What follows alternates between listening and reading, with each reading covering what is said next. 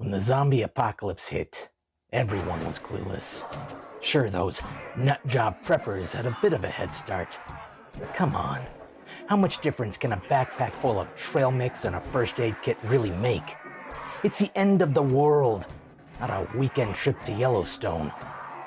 At this point, the undead number in the billions.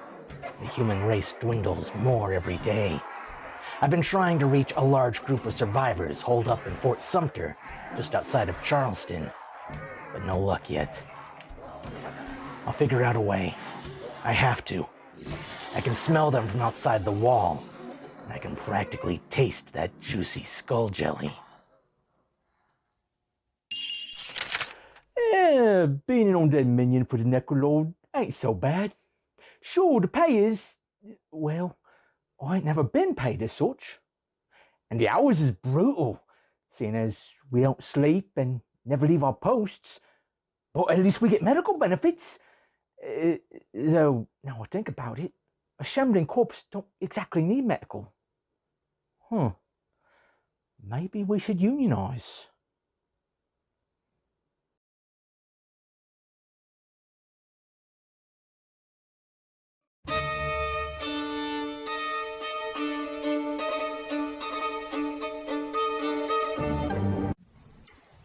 Gather round, devilish little children.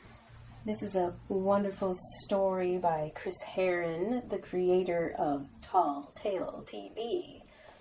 It's about GRAH, a skeletal warrior. GRAH rose his shield, deflecting the cultist's sword. The impact of steel on wood rattled his firm bones.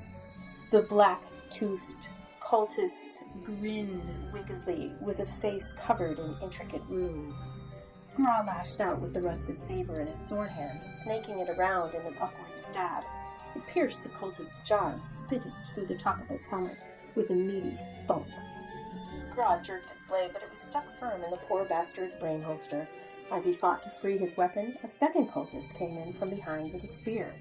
GRAH looked down, surprised to see the wooden shaft poking out from between his ribs.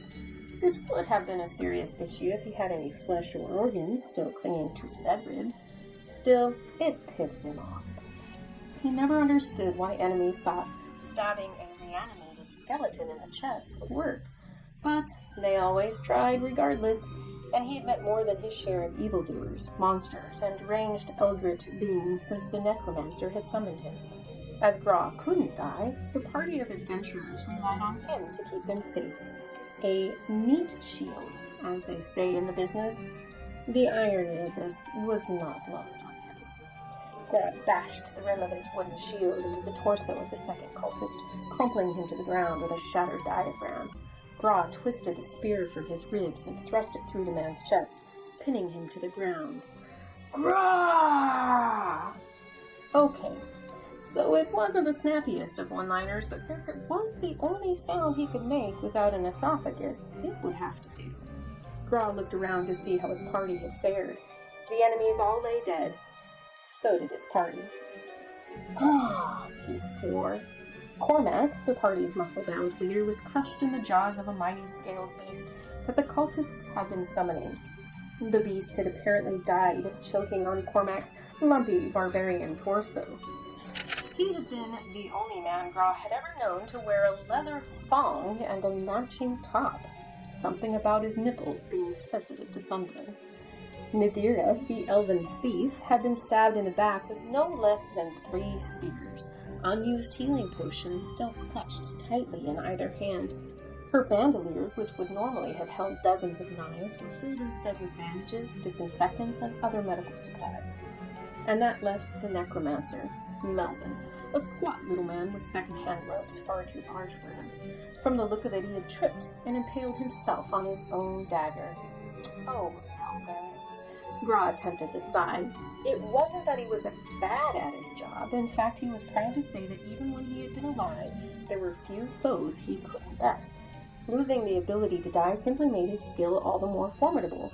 But this group of adventurers was, well, let's just say GRAH had more brains than all the others combined, and his skull was literally full of cobwebs. It takes a special type of group to recruit a thief for the job of healer. To add to the issue, Cormac refused to use weapons. He insisted that his fists were the hands of justice. And when Melvin had conjured GRAH, he rose to the summons more out of boredom than any mystical compulsion. GRAH had a suspicion the necromancer was actually a drunk who had won his Tome of the Dead in a card game. GRAH tossed his shield aside and slumped to the ground, using the dead necromancer as a chair. What the heck was he supposed to do now? Wait for another party? Lay down and go back to being dead? He was technically still tethered to the necromancer and couldn't wander off without someone else to bind him. That's when he noticed the necromancer's magic tome sitting at his feet. He reached down and flipped it open. As he thumbed the pages with a bony finger, he could feel the magic emanating from the text. An idea formed. He found the passage he was looking for and stood. He struck a dramatic pose, held his free hand out before him, and recited the incantation, GRAH! There was a flash of light, a rumble of distant thunder, and the party members slowly started to stir. GRAH was surprised he had nailed the complex pronunciations and the enchantment on the first try. The undead adventurers turned to face their new master, and in unison asked the question, GRAH? That was a short story by Chris Herron, the creator of Tall Tale TV. You can catch him reading many more stories by himself and other authors in several different genres at www.talltaletv.com, as well as YouTube and anywhere that you can find podcasts. Dreadful dreams.